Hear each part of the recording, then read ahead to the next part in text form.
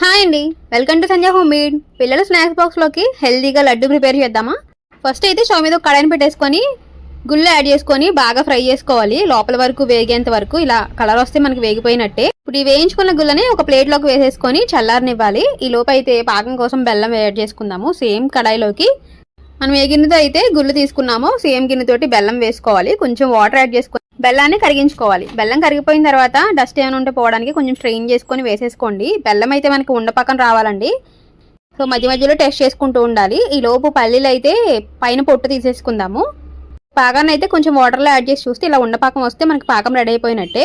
పొట్టు తీసుకున్న పల్లీలను అయితే మిక్సీ జార్లో వేసుకొని మరీ మెత్తగా కాకుండా ఇలా మిక్సీ పట్టేసుకోవాలి. దాని పాకం వచ్చిన తర్వాత యాడ్ చేసేసుకొని దగ్గర పడేంత వరకు కలుపుకుంటూ ఉడికించుకోవాలి. ఇప్పుడు ఒక ప్లేట్లోకి ట్రాన్స్ఫర్ చేసుకొని చేతిని కొంచెం తడిపేసుకొని కొంచెం కొంచెంగా తీసుకుంటూ ఇలా ఉండల్లా చుట్టేసుకోవడమే. పిల్లలకి స్నాక్స్ బాక్స్లోకి అయినా ఈవినింగ్ స్నాక్స్లో అయినా ఈ హెల్తీ లడ్డూని చేసి పెట్టారంటే పిల్లలు కూడా ఇష్టంగా తింటారు. ఒకేసారి కొంచెం ఎక్కువ క్వాంటిటీలో చేసుకున్నామంటే ఒక 4 రోజుల వరకు మన స్నాక్స్ కోసం వెతికే పనే ఉండదు. మీరు కూడా ట్రై చేసేయండి. వీడియో నచ్చితే లైక్ చేసి షేర్ చేయండి.